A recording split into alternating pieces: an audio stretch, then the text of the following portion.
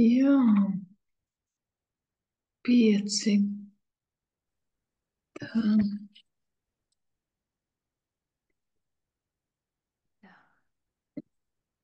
Labvakar. tā labi. Tā, tā. Mm. Kam lūdzu tur tas mikrofons ir ieslēgts? Sveika, Dacīt! Prieks tevi redzēt! Es jau pilnīgi ieraudzīju, un es domāju, vai cik jauki. Man tiešām prieks tevi redzēt. Es ceru, ka mēs sazināsimies, papļāpāsim arī kādu citu dienu, ja? Tā, kad nepazudīs tu man. Tā tad. Tā, nedaudz pagaidīsim, varbūt kas vēl te klātienē grib pievienoties. Noskaņojieties uz viena no svarīgākajām tēmām, kas mums ir jāsaprot, jo mēs nevaram veidot dzīvi, nezinot, nesaprotot, kas to dzīvi patiesībā veido. Tad ir tāda puse no izpratnes. Un tad, kad būs 3 minūtītes pāri 6, tad jau sāksim arī runāt par šo tēmu. Prieks redzēt pazīstamas sejas, prieks redzēt nevisai pazīstamas sejas, un, protams, priecājos arī par tiem, kas skatīsies ierakstu. Un tā tad pulkstens ir 3 minūtes pāri, laikam, es te tagad nevaru saprast, laikam ir, bet nu, mēs tā pamazām arī sāksim. Un tātad šīs dienas tēma galu beigās ir dzīves spēks caur enerģētiskajiem centriem. Nu, tie, kas jau pieteicās gana laicīgi uz mācībām par demoniskajām čakrām, varbūt jūtās tā izbrīnīti, kāpēc ir pēkšņi mainīts šis nosaukums. To es sajūtu vienā no meistaru nodarbībām, kad mēs sākām runāt par šīm tēmām, un tad es pēkšņi sapratu, ka patiesībā cilvēki varbūt ne visi ir gatavi sākt skatīties un mācīties par tik tādām draudīgām, tādām nopietnām tēmām kā problēmu čakras, demoniskās čakras. Un tāpēc pašā pēdējā brīdī, pāris dienas iepriekš, mēs tā izdomājām, ka ieliksim tādu vieglāku šo nosaukumu, jo patiesībā nosaukums šis dod tieši to izskaidrojumu, kas notiek tad, kad cilvēks apgūst šīs nopietnās tēmas. Un varbūt tiešām nevajag vispirms bliest ar tādu smagu informāciju pa galvu, lai nobiedētu cilvēkus, bet varbūt vajag no otras puses, ko viņš iegūs, tad, kad viņš apgūs šīs tēmas. Un tā tad dzīves spēks caur enerģētiskajiem centriem.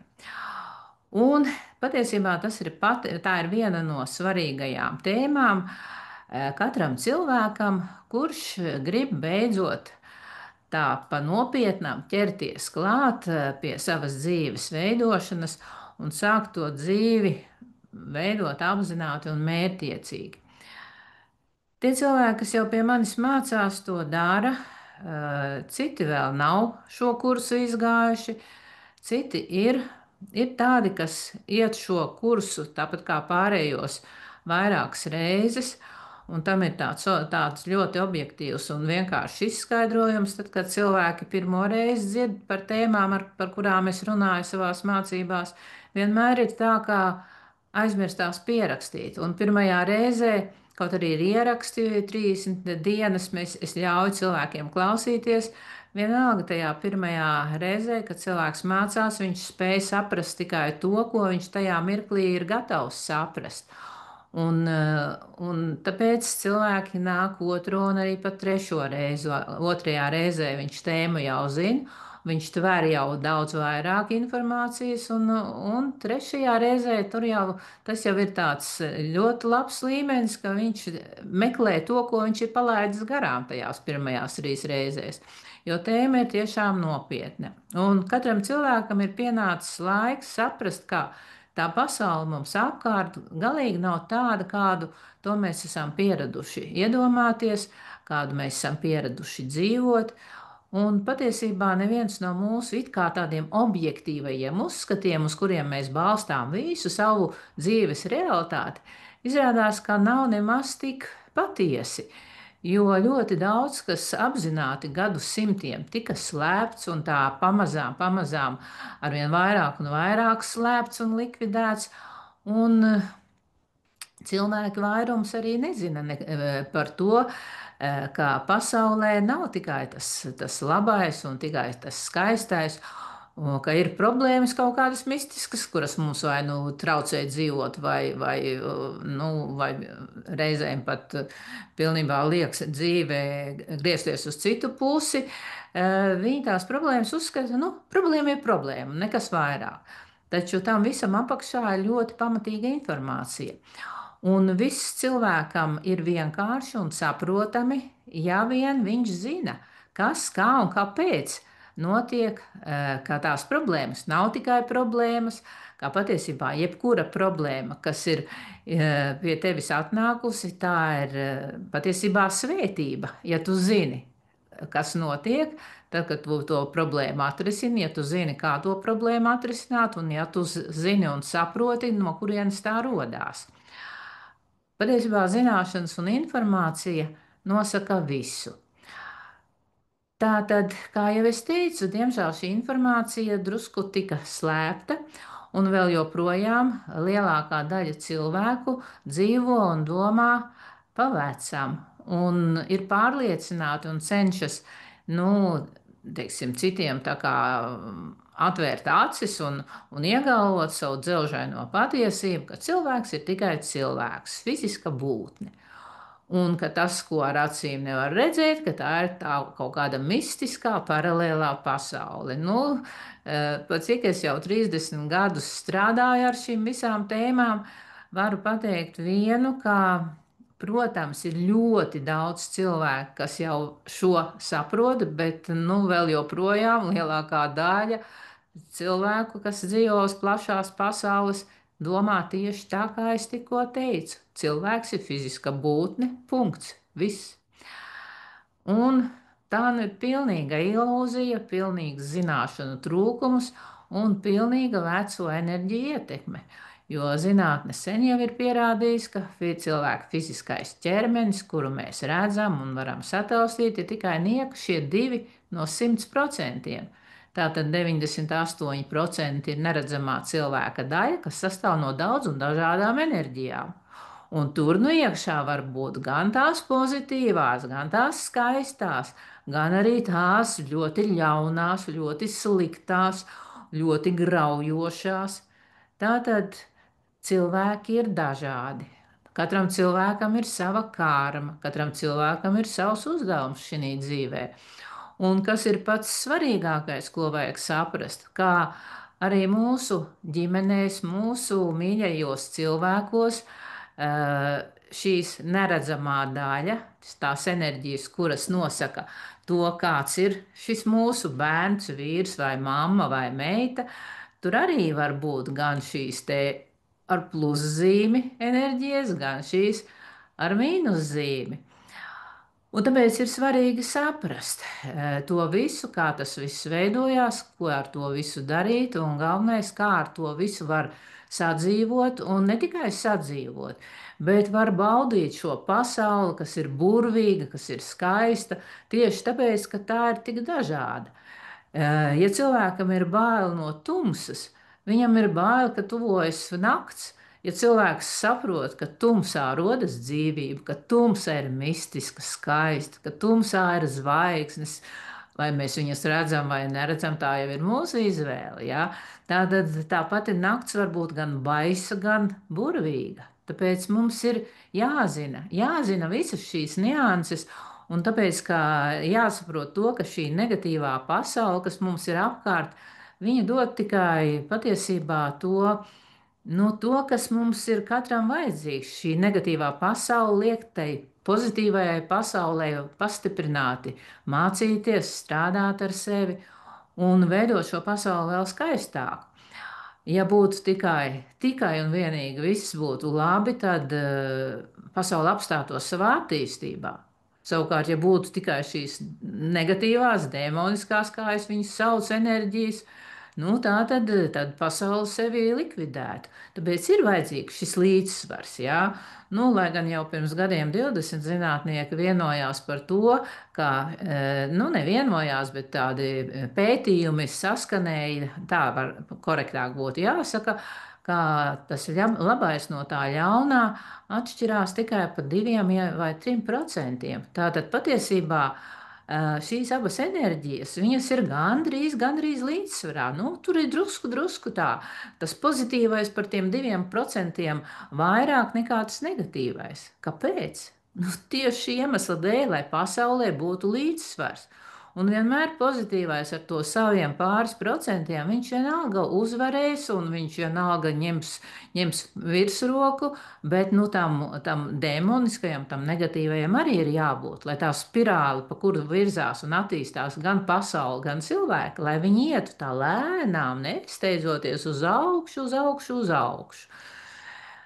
Kādi procesi tur notiek? Nu, par to mēs runāsim jau mācībās tā pamatīgāk.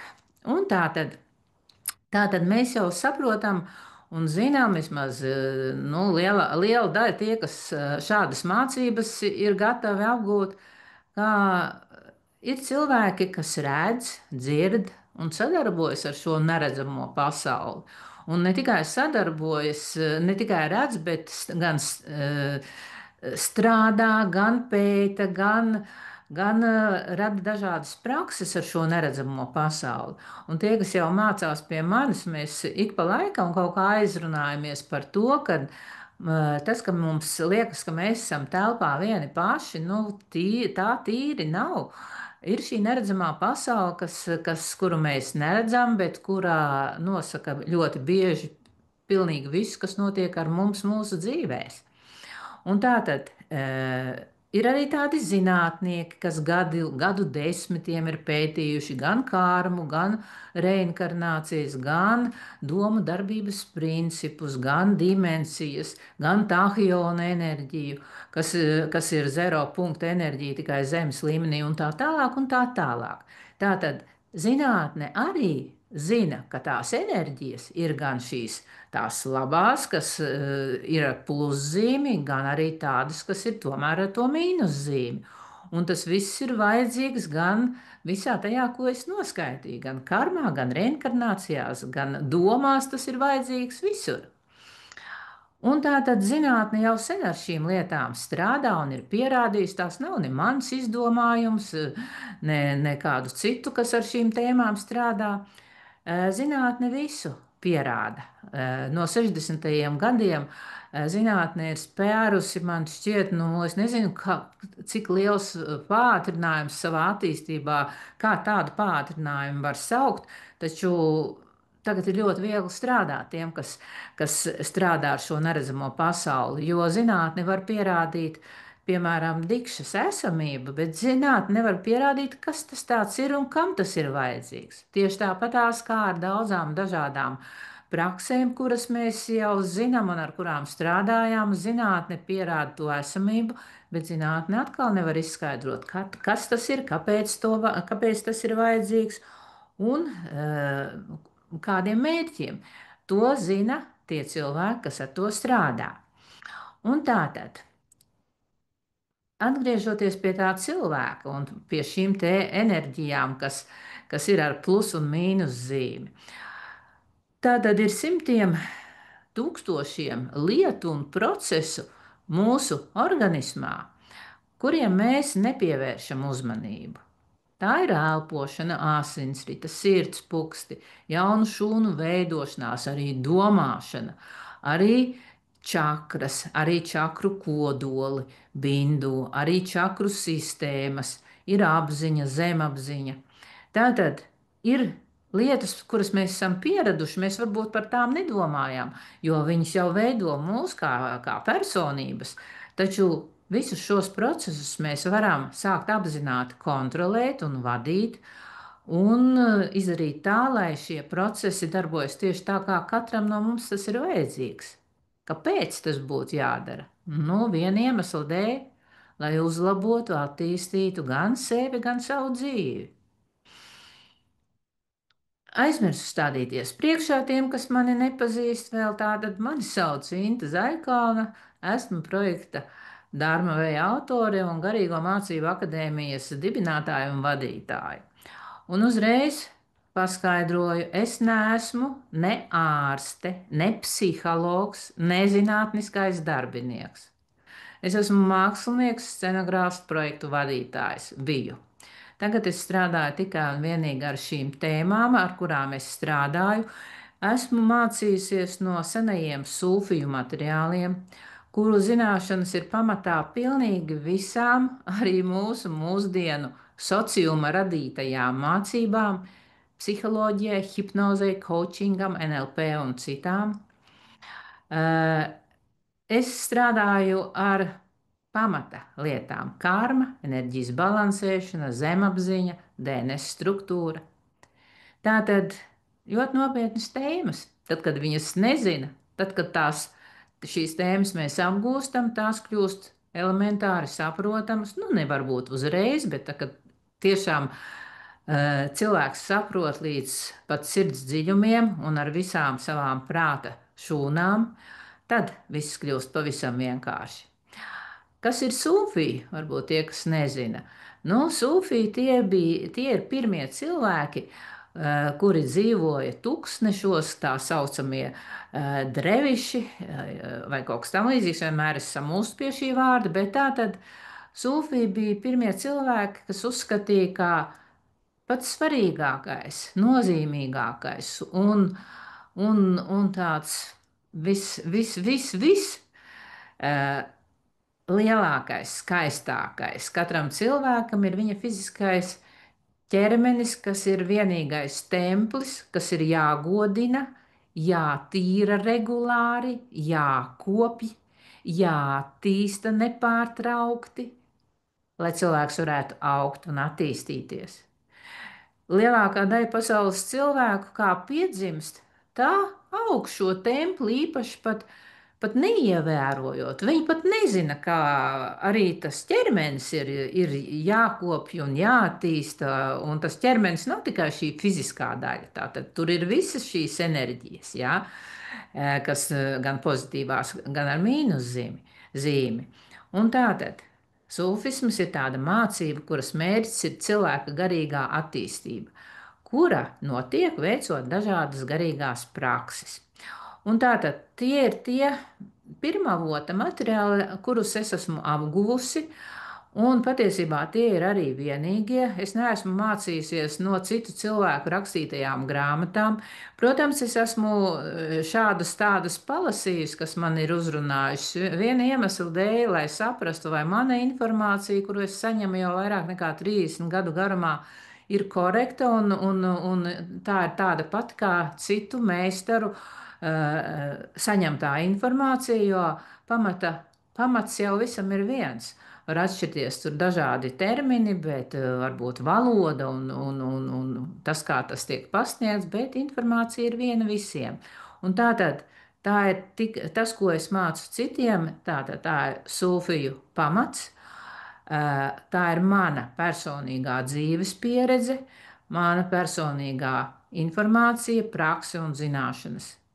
Un galvenais ir tas, ka es esmu izgājusi tik daudz kam cauri, ka man jau reizēm liekas, ka es esmu sena kā pasaule pati, jo tad, kad es tā mācībās kaut kādu tēmai pieskaros, un tad es saprotu, ka jā, to es esmu piedzīvojis, to. Tajā brīdī, kad tas notika, protams, man neradīja nekādu prieku un gandarījumu, taču tagad man ir ļoti viegli, jo es saprotu to, un es zinu, kā jūtas cilvēks laikā, kad liekas, ka viss ir sabrucis, viss ir beidzies, kad nekā vairs nav. vai ne? Ir taču varbūt jums arī kādam šādas līdzīgas sajūtas. Un reizēm pat nav cerības kaut ko vispār sakārtot. Vispār liekas, ka izeja nevar būt, un viss ir tikai un slikti, un tev ir jāpadodas, un nezinu, jālien zem zemes. Es zinu, kā cilvēks jūtās, un es zinu to, kā visu to var mainīt. Un to var mainīt pamatā vispirms strādājot tikai ar enerģijām. Kā fizisks cilvēks nevar izdarīt neko. Vispirms ir jāizstrādā neredzamajā daļā, tātad tajos 98%, un tas ir darbs, tā nav mistika. Ja kāds cilvēks klausoties saka, nu jā, te jau var runāt daudz un dažādi, un tas ir tikai bla bla bla. Es esmu sevi izvilcis, es zinu, kā tas darbojas, un es atbildu par katru savu vārdu. Es esmu simtprocentīgi zinu, kā tas viss darbojas. Un tie tūkstoši, kas pie manis ir mācījušies, protams, ne visi. Visi, diemžēl, nav izdarījuši to, ko izdarījusi esmu es, un par laimi ne visiem ir tāda likteņa kā mani. Bet ļoti daudz cilvēki arī ir mainījuši sevi, izvilkuši sevi no tādām situācijām, kur tiešām liekas, nav izējas. Ir, un visu to var izdarīt.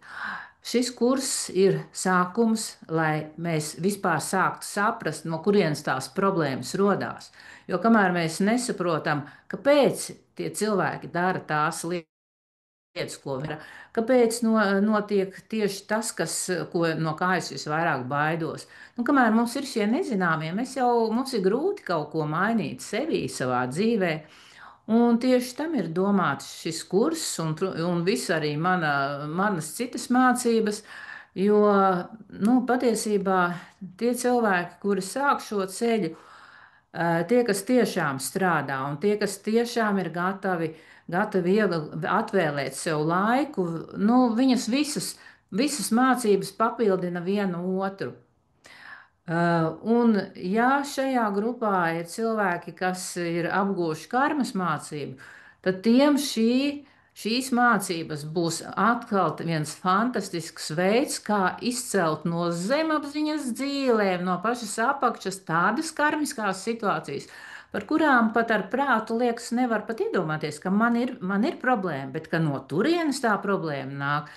Tāpēc tie būs vinnētāji, jo viņiem būs atkal vesela jūra, ar ko strādāt karmiski. Jo tieši tāpat kā visās citās mācībās, tie trīs burtiņi PUU, padomā un uzraksti, šeit būs katrā mācībā, vai pie katras tēmas, pie katras nianses. Un tā tad visur, kur ir jums būs problēma, jums būs darbs gan pēc jogas, gan arī darbs ar kārmu uzreiz, lai neiekavējās. Ja ir problēma, tad jau viņu uzreiz ir labāk risināt. Nu, lūk, un tā tad strādāju, kā jau teicu, 30 gadus. Strādāju arī ar tādām nepatīkamām lietām, taču konkrēti ar šo dēmonisko pasauli, ar šo negatīvo pasauli pastiprināti es strādāju jau 8 gadus. Man jau liekas, ka tikai nesen, bet izrādās tiešām 8 gadi ir apritējuši. Un tas sākās laikā, kad man bija jāglābj vesela ģimene, kurā bija ļoti lieliski iekārtojies cilvēks. 15 gadus viņš kārtojās, iefiltrējās, bija tik labs, tik izpalīdzīgs, tik profesionāli to visu darīja, lai padarītu sevi par neaizstājamu šajā ģimenē. Tātad cilvēks ar izteiktu dēmonisko karmu, kurš nevis gribēja izbēgt, bet kurš izbaudīja šo dēmonisko, tas tikai nosaukums karmu, un viņš bija sagatavojis visu, lai upuris dotos prom jau no šīs saulītes uz citu dzīvi, taču viņam nepaveicās, jo šis viņa upuris mācījās pie manis, un rezultātā lieliskais dēmona plāns izgāzās. Un dēmona plāns, mēs drusku pēc tam pateikšu, ko nozīmē dēmona plāns, cilvēks kā dēmons, ja kas tas ir, pastāstīšu brītiņu vēlāk. Bet tātad es esmu viņām bezgalīgi pateicīga, ļoti spēcīgs cilvēks. Kopš pirmās tikšanās reizes ar viņu es sajūtu viņa bailes. Es tajā brīdī nesapratu, kāpēc viņš no manis tik ļoti baidās. Pēc tam jau es to sapratu. Un es esmu viņam pateicīga, jo no tās reizes es sāku strādāt ar šīm tēmām pastiprināti, jo man nebija citas izējas. Un visas manas mācības ir mainījušās, kļuvušas spēcīgākas, pateicoties tam, kad es sāku strādāt ar šo pasaules pusi. Un tā tad dzīves spēks caur enerģētiskajiem centriem. Tātad enerģētiskie centri nosaka cilvēku spējas veidot sevi, savu dzīvi. Ja cilvēka enerģētiskie centri nedarbojās, nav tādā resursu stāvoklī, cilvēkam ir ļoti grūti dzīvot, jo kas ir enerģētiskais centrs? Tās ir tās pašas ierastās čakras, taču patiesībā vārds čakra nav korekts vārds, un arī jogi to ļoti labi zina, taču pasaulē kaut kā ir iegājies, ka čakra ir čakra, bet patiesībā čakra jau parāda tikai to, cik tas centrs, cik tas lotus pēc jogas ir atvēries, vai viņš nav, cik viņš ir spēcīgs, vai cik viņš vēl nav attīstījies. Bet es kaut kā cenšos arī pāriet pie šiem centriem, lai gan man arī izsprūk arī par čakras, tā ka neņemiet vērā, jā. Bet, esmu diezgan jau pieradusi pie enerģētiskiem centriem. Un tātad ir ļoti daudz šo enerģētisko centru sistēmas, kas cilvēkam ir jāzina. Katras sistēmas centra bindu ir jāizdziedina, jo, kamēr bindu nav izdziedināts, tikmēr tas pulsē tajā centrā šo negatīvo enerģiju, kas viņā varbūt tur ir uzkrājusies. Un tāpēc meistaros mēs strādājam ar visām sistēmām, ar visu sistēmu centriem, savienojam tos ar centrālo čakru, bet, lai to varētu darīt, ir jāapgūst šie pamati, kurus apgūsiet šajās mācībās. Un tieši uz to mēs strādāsim, lai saprastu šos enerģētiskos centrus, kas saucās pat jogas praksēs par demoniskajām čakrām. Un tā tad man ir tāds retorisks jautājums, lai jūs padomājat tikai pie sevis. Vai jūs zināt, kur rodas, kur glabājas un no kurienes aktivizējas visas jūsu dzīves problēmas? Vai jūs vispār par to esat domājuši, ja jūs tikai vienkārši domājat tā, bladāts, atkal man ir uzkritusi problēma, cik var tās problēmas rasties, jā? Visticamāk, jūs neesat domājuši, kur pēkšņi, kas tas par jautājumu, kur glabājas un no kurienes sākas. Tātad, jā, sākas no kurienes, no kājām sākas. Jo, redziet, pa kājām ir tādi enerģētiskie centri, čakras, pa pāriem, kuras joks sauc par demoniskajām čakrām, par kurām vairums cilvēku nemaz nezina. Ja dzird šādu nosaukumu, uzreiz cilvēkiem daļai ir tādas izbrīnas, kas tas tagad tāds ir demonisks, jā, un kāpēc man par to būtu jāzina. Taču patiesībā tieši šie centri vai šīs demoniskās čakras ir arī daļa no cilvēka neredzamās esības. Un arī tad, kad zemapziņa brīdina un kliedz to, lai tas cilvēks skatās, kas notiek viņa dzīvē, konkrētajā jomā. Ja cilvēks šo visu nezina, cilvēks neko arī nesaprot. Reizēm cilvēki dusmojās, ārpus stāvs atsitu savu cēli. Skrēju uz biznesa tikšanos un cēli atdauzīju. Ārpus kā man neveicās, jā. Bet es sāpes pārvarēju, aizgāju uz tikšanos un noslēdzu līgumu. Un skaties, paiet pusgads, un izrādās, ka pazaudē ne tikai līgumu, bet arī visu naudu, ko tu tur esi ieguldījis. Kāpēc? Tāpēc kā Cēlis tev rādīja, halo, mīļais, apstājies, paskaties, ko tu dari. Vai šis tavs līgums, uz kuru tu tagad steidzies, kuru gribi parakstīt, vai tiešām tas ir vajadzīgs? Tu esi iepazinies, kas tie par cilvēkiem. Saprotiet, ja cilvēks to saprast, ka traumēja viņa paša zemapziņa un padomātu, celis, tātad sapņi, mērķi, līgumi, tātad kas notiek? Apskatīšos, 10 reizes pārliecināšos pirms parakstīju. Šī cilvēks tikai sadusmojās, rekā man neiet celi sadauzīja, man tik svarīga tikšanās. Un, redziet, šāda neziņa mums var reizēm radīt radikālas problēmas, kuras pēc tam mēs nevaram pat labot. Un tātad tajā brīdī, kad jums netīšām, vai jums tā liekas netīšām, jo neviens jau tīšām tā apzināti nesavaino savas kājas. Tātad, ja traumējot attiecīgās kāju zonas, jūs padomāsiet, kas tas ir. Tātad, vai potītis izmežģījās, vai ceļus sasita, vai pēdas apakša sāk sāpēt, vai vienalga tātad šīs te, kāju zonas sāp, pulsē vai dod par sevi ziņu. Tātad padomājiet, ja jūs zinat, saprotat, jo šādā veidā zemapziņa jums sūta signālus. Zemapziņai tā, kas traumē jums kājas. Ne viņa pati, viņa liekas traumēt jums, lai jūs padomātu tieši par to. Taču, diemžēl, vairums cilvēku vienkārši sāk ārstēt sapošo vietu un iet vien tālāk un dara vien tālāk to, ko jau viņi darīja, nesaprotot zemapziņas sūtīto ziņu. Un tas ir pats skumjākais. Un tātad jums ir jāzina un jāsaprot, ka cilvēkā dzīvē visas svarīgās jomas ir saistītas ar 7 čakrām, kas pa pāriem atrodas katra cilvēka kājās. Un šie enerģētiskie centri, šie enerģētiskie, jeb čakras, vienalga, kā jums labāk patīk saukt, tātad vistiešākajā veidā nosaka to, kas notiek cilvēka dzīvē. Un tieši no šejienes rodas katra cilvēka problēmas.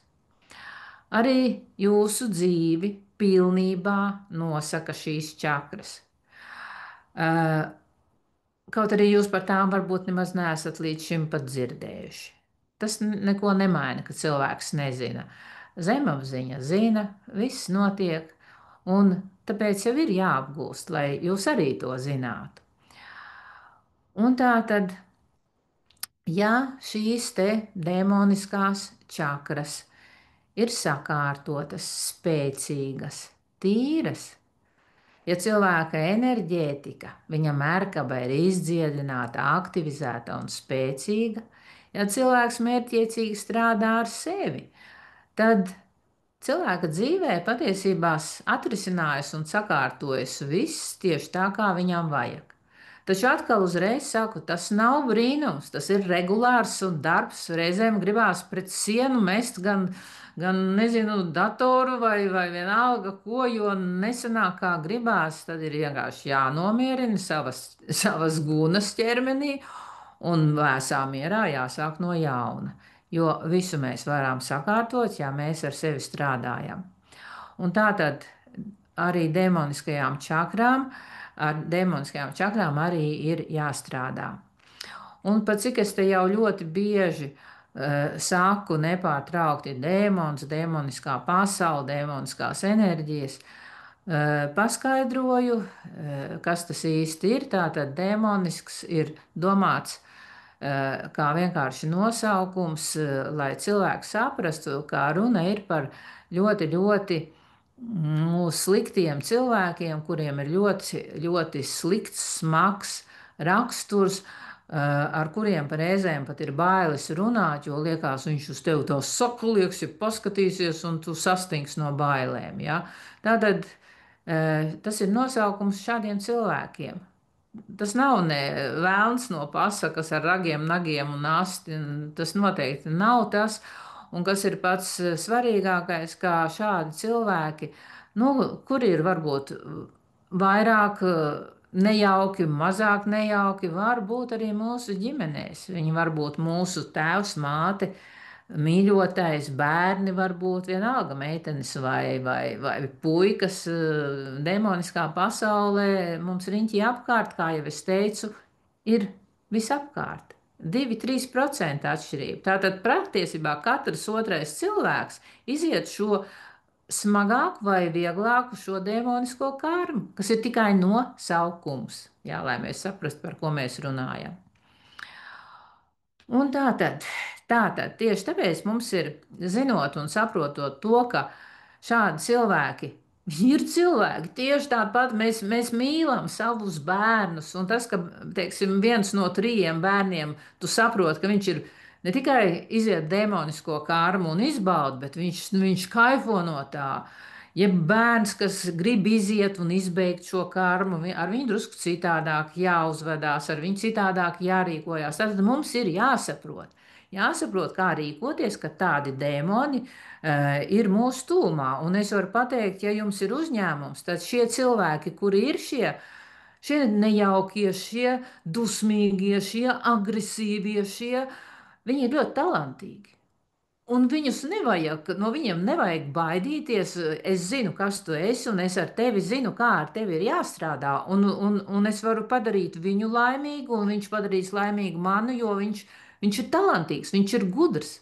Jā, tāpēc visas šīs lietas, saprotiet, ir jāzina. Un no vārda demonisks vai dēmons nav jābaidās, saprotot, ka tas ir tikai un vienīgi nosaukums. Un atgriežamies pie tiem saslēgumiem.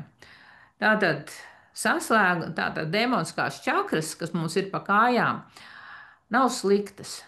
Tās ir vājas, viegli iespaidojamas, un pie tām ir ļoti viegli izveidot šos saslēgumus, gan apzināti, gan neapzināti.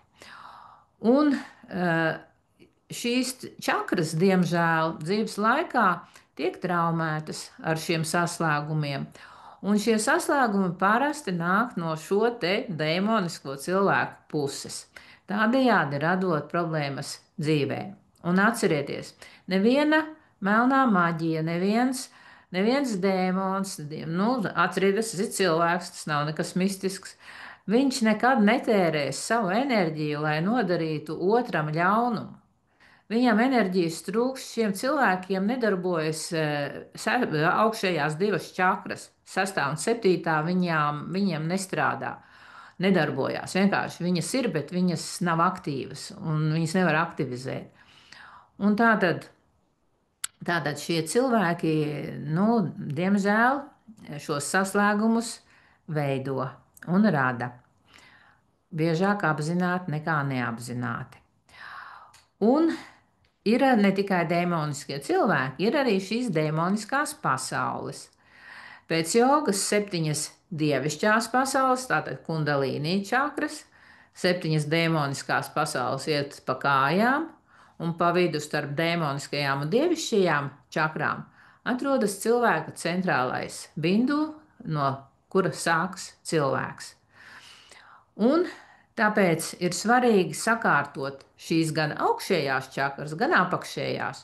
Un vēl svarīgāk, visas čakras viņas ar laiku ir jāsavieno ar šo centrālo bindu, lai tad tas cilvēks ir tik stabils, ka viņu nevar vispār neviens izkustināt. Kamēr nav savienots ar šo centrālo bindu, tikmēr cilvēku var tā šūpot. Jā, uz kuru pusi grib, uz turu var cilvēku pamest uz priekšu. Tāpēc jums ir bezgala svarīgi apgūt šo pirmo kursu, lai jūs, ja gribēsiet, un ja gribēsiet strādāt un gribēsiet jau tālāk iet, lai pēc tam jau varētu šos te centru bindu izdziedināt un savienot jau ar šo centrālo čakru. Ja, tāpēc šīs mācības ir bezgala svarīgas. Kas vēl jums ir jāzina? Tātad, ja jūs savainojat kājas, atcerieties, to nedara dēmoni. Dēmoni vienmēr rīkojās klusāk par klusu. Viņi nekad nelīdīs, nepacelsies, lai jūs viņus pamanītu tādā veidā. Tātad zemapziņa ir tā, kas jums šīs kājas traumē, lai jūs pievērstu uzmanību attiecīgajai dzīves jomai.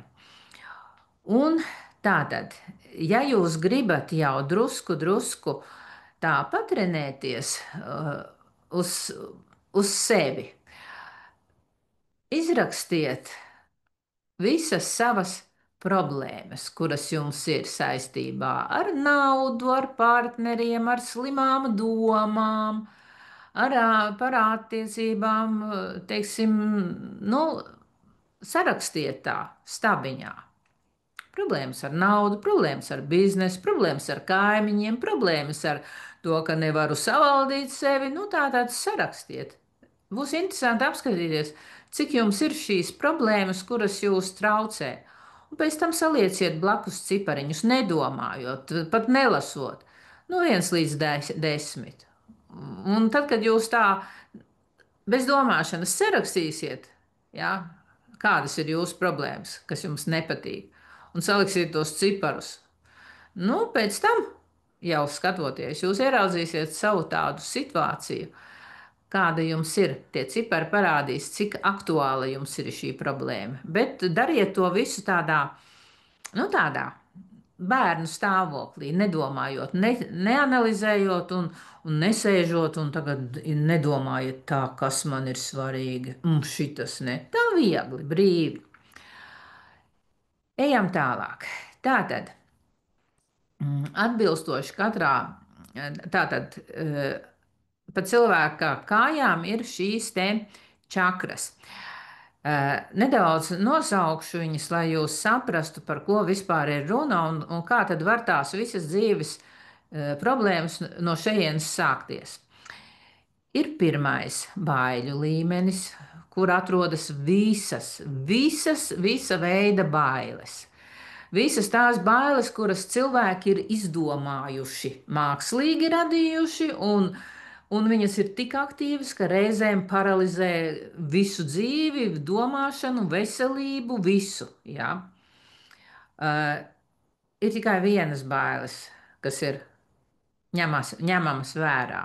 Vienas. Ja jūsu dzīvībā ir draudi briesmas vai jūsu veselībai kaut kādi draudi, nu tad ir jābaidās. Ja? Tad ir jāskatās, ko tu vari darīt, lai tas nenotiktu. Viss pārējais ir pilnīgi nekam nevajadzīgs. Tie, kas mācās kārmu, atcerieties, jā, bailes, karmiskā lamata. Tātad šeit ir tas viss par bailēm ir pirmajā līmenī. Otrais ir laika maģija, kas cilvēkiem liek dzīvot pagātnē vai nākotnē, tikai ne šeit un tagad. Cilvēks pārdzīvo par to, kas notika, un jau pārdzīvo par to, kas notiks. Un rezultātā viņš izdara visu, lai tagad, šeit un tagad, lai ko viņš darītu, vai lai viņš veido attiecības, biznesu vai kādu projektu, viņš ir izdarījis visu, lai tas projekts izgāstos. Tā ir laika maģija, jā, šis līmenis. Trešais - ceļi, mīļie. Sapņu nepiepildīšana, greizsirdība, skaudība, pārmērības.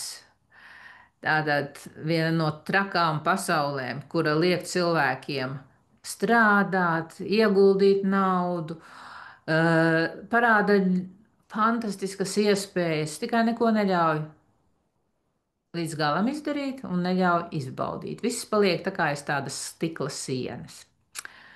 Nākamā ir slēgtā sirds. Noslēgtā sirds man šķiet, es nezinu, kamēr cilvēki nav slēgto sirdi atslēguši. Man šķiet, ka mūsdienās visi, nu labi, nevar teikt visi, lielākajai cilvēces daļai ir slēgta sirds. Kāpēc?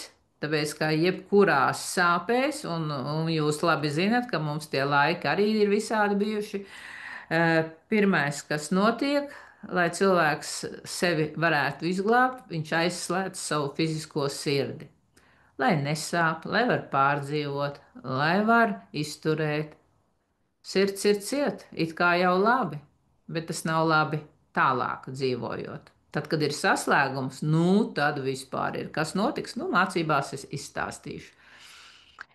Nākamā ir problēmas, kas saistītas ar naudu un visa veida naudas lietām un darījumiem. Arī ar alkatību. Nu, nauda jau nosaka, nauda ir pasaules asinsrite. Tātad pati nauda ir skaistums, laime. Nauda liek cilvēkiem attīstīties. Bet cilvēkiem ir maz zināšanas par naudu, jo naudas mācība vēl joprojām, teiksim, Indijā vispār tur viņa tiek glabāta un slēpta no visiem zemākās kastes cilvēkiem. Nu, man šķiet, naudas mācību vajadzētu apgūt vidusskolā, lai tie bērni zina, kas ir nauda, un lai viņi nesastrādātu tādas muļķības. Naudas akupunktūra ir fantastiska mācība arī. Tātad tas ir potītis. Nākamais ir slimības dēmonu zona, kas paralizē cilvēku ar to, ka cilvēks sāk lasīt, interesēties par slimībām, kā viņas ārstēt. Viņi nav vēl slimi, bet viņiem tas interesē, un viņi nav ārsti, bet viņus aizrauj visādas tehnoloģijas, kā izvairīties, kā, kā, kādi sasniegumi ir. Un patiesībā tādā veidā viņi pakļauj, programmē sevi. Pār visu pasauli valda zāļu kults, vislielākais bizness mūsdienās. To kūrē šī čakra. Vēl kas ir šeit pats svarīgākais? Pie šīs čakru zonas, šajos enerģētiskajos centros, šeit ir arī slimās domas. Un atceramies, tie, kas jau zina, domas nosaka to, kā mēs dzīvojam. Un ja pie domas ir slimas, es neko nevaru, viss ir slikti, man jau nekas neizdosies attiecībās, vai naudā, vai biznesā. Nu, tad tā arī viss notiks, jo domas ir spēcīgākā, ātrākā enerģija, kas nosaka visu. Nākamais vēl ir apakšējā, pati pēdējais čakru pāris. Nu, tur ir viss tas, kas notiek pasaulē. Tur ir ļaunprātība, manipulēšana, tur ir psiholoģiskā vardarbība, fiziskā vardarbība, tur ir baiļu kultivēšana, visa cilvēciskā aizmiršana. Tātad viss ļaunais, kas notiek, ir saistīts ar šo apakšējām divām čakrām. Un tātad ar visām šīm čakrām mēs mācībās pirmkārt apgūstam informāciju, lai mēs saprastu, kā tiek izveidoti saslēgumi, kādas ir pazīmes cilvēkiem, kuriem ir šie saslēgumi.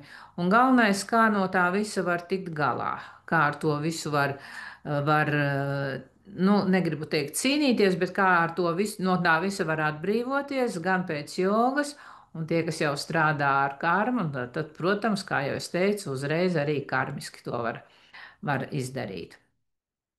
Un tātad nodarbības laikā mēs apgūstam teoriju, lai cilvēks saprot visu, un atkal ir vienmēr jāuzdod visi jautājumi.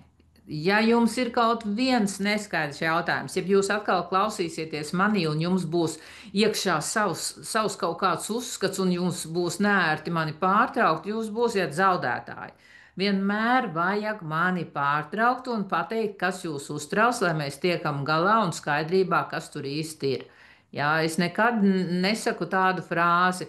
Tagad gaidiet līdz nodarbības beigām. Nodarbības beigās uzdosiet jautājumus. Tā nevienās manās mācībās nav, jo ir jādabū atbilde uzreiz.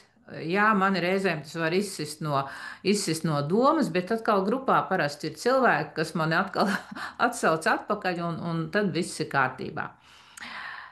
Un tātad apgūstam teoriju, kā tiek izveidot šie saslēgumi, kā to saprast un kā likvidēt. Jā. Vēl kas, ko jūs uzzināsiet? Uzzināsiet, kā čakras var stiprināt. Katrā nodarbībā būs gan teorija, gan prakses, kas likvidē šos saslēgumus no jogas puses. Ar karmu, diemžēl, jāstrādā katram pašam. Patiesībā grupā tiek izdarīts lielākais darbs. Mājās cilvēks turpina un nostiprina iesākto. Un, kā vienmēr, nodarbībās es arī notestēju sākumā, kāds ir katras čakras stāvoklis, un to pašu mēs darām arī nodarbību beigās, lai jūs redzētu, kā ir mainījies jūsu čakru stāvoklis, jo lielākajai daļai cilvēku parasti enerģija, nu, labākajā gadījumā stāv uz vietas čakrā, nu, sliktākajā gadījumā iet pret pulksteni. Tā tad ir saslēgumi un ar tiem ir jātiek galā. Vēl ko es gribu teikt. Šajā šajā grupā jau un arī turpmākajās citās grupās es nedaudz mainīšu mācību struktūru. Tad, kad jau jūs sāksiet, tie, kas gribēs sākt šo kursu, sākumā tiks izsūtīts mācību plāns, lai jūs varētu strādāt maksimāli produktīvi un savā visizdevīgākajā laikā. Un tātad, kā tas notiks? Pirmā nodarbība vienmēr būs klātienē. Klātienē es ar jums redzēšu, kas strādā. Ja būs cilvēks, kuru es nepazīstu, protams, iepazīšos. Pirmajā nodarbībā ar tahionu notestēšu šo katra cilvēka enerģētiku, izstāstīšu visu par mājas darbiem, veiksim svarīgākās prakses, instrumentus sāksim skatīties. Tā ir pirmā nodarbība, klātiene. Protams, būs arī ieraksts. Tie, kas netiek, nu, to pašu darīs ierakstā. Otrā un trešā nodarbība, to jūs saņemsiet jau ierakstā kopā ar mājas uzdevumiem. Trešā nodarbība atkal būs klātienē. Tie, kas gribēs, ieradīsies, uzdos visus jautājumus man, es atbildēšu, mēs veiksim prakses, un tā tad atkal nākamā, 4., 5. būs ierakstā. Kāpēc es tā daru? Tāpēc, ka ņemot vērā, ka cilvēki ir aizņemti, cilvēkiem ir darbs, un viņi nevienmēr var paspēt uz nodarbību. Un tad gadās tā, ka viņi pārdzīvo. Un reizēm es atnāku uz klātienes nodarbību, man ir 1 vai 2 cilvēki, un es nevaru veikt ne prakses, neko īsti, jo nu, es esmu plānojis klātienē praksi, tad tā ir drusku citāda nekā, kad es uzdošu, teiksim, mājās praksi, kā strādāt. Bet, nu, klātienes nodarbībā mēs prakses iziesim tāpatās, bet, nu, tā tad teorija un uzdevumi jums būs ierakstos. Tā tad būs ērtāk gan jums, gan arī man. Tā, kas vēl man par šo kursu būtu jāsaka? Tā tad sūtīšu jums materiālus, ar kuriem jūs varēsiet strādāt, mantras, kas būs. Es nosūtīšu katram dalībniekam jantras, tātad senas jantras, nevis mūsdienu taisītās, tādas skaistās, bet tādas, kādas es pati saņēmu, tad, kad es mācījos šo kursu, tad vēl nebija tik ļoti viss attīstīts, un tās nāk no tādas Indijas, un viņas ir tiešām darbojas tā, kā vajag, tās arī es jums iedošu. Tātad viss jums būs, tikai no jūsu puses ir jāgrib ieraudzīt pasauli nedaudz citādāk, jo ne visiem cilvēkiem patīk atzīt to, ka nu, pasaule varbūt nav tāda, kādu mēs esam izdomājuši, iedomājušies. Un mums ļoti negribās reizēm ieraudzīt bērnā, ka viņā ir šī te dēmoniskā karma, bet kamēr jūs to nu, nesapratīsiet un nepieņemsiet, ka nu, ir tā, kā ir, tāpēc jau jūs mazāk viņu nemīlēsiet. Tāpat reizēm mums varbūt ir sieva dēmons, varbūt ir vīrs, mums ir dēmons, un ne visiem to patīk atzīt. Bet, kā jau es teicu, tas ir tikai nosaukums. Tas nozīmē tikai to, ka šim cilvēkam ir ļoti slikts raksturs. Viņš ir varbūt agresīvs, dusmīgs, un ar viņu, bet varbūt viņš ir mīl jūs un nav jau jāskrien projām. To vienmēr var paspēt. ir jāstrādā ar sevi, un ticiet man, es gana daudz jau redzu, kā gudras sievas, nu man vairāk ar sievietēm, jo vīrieši parasti tā īsti nestāsta. Bet sievietes, gudras sievietes ļoti lieliski var sadzīvot ar saviem vīriešiem, dēmoniem, ja viņas saprot šīs lietas. Nav tas viegli sākumā, bet to visu var izdarīt. Un tāpat tas arī ar bērniem. Mums ir jāiemācās ar viņiem runāt, mums ir jāiemācās ar viņiem sadzīvot, jo nu, tāda ir mūsu dvēseli vienošanās. Nu tā, tas īsumā par kursu vai ir kādi jautājumi? Jautājumu nav. Un nav arī jātaisa tik bēdīgas Man sejas. ir jautājums. Jā, Jūs dzirdat mani? dzirdu. Cik nodarbību tas kurs vispār, cik ilgi viņš ir paredzēts?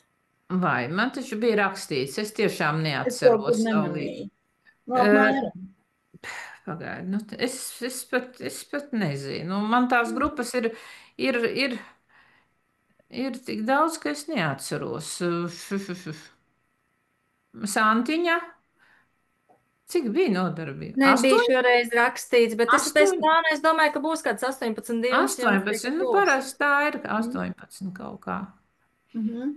Bet es saku, es mainīšu šo te formu, ka būs tie ieraksti un būs arī klātienes. Tā kā Labi, paldies. visu varēsiet paspēt, noklausīties un pierakstīt to, ko vajag. Tā kā. Paldies. Nu tā, jautājumu. Dace Kristīne. Dace Kristīne slēpjās.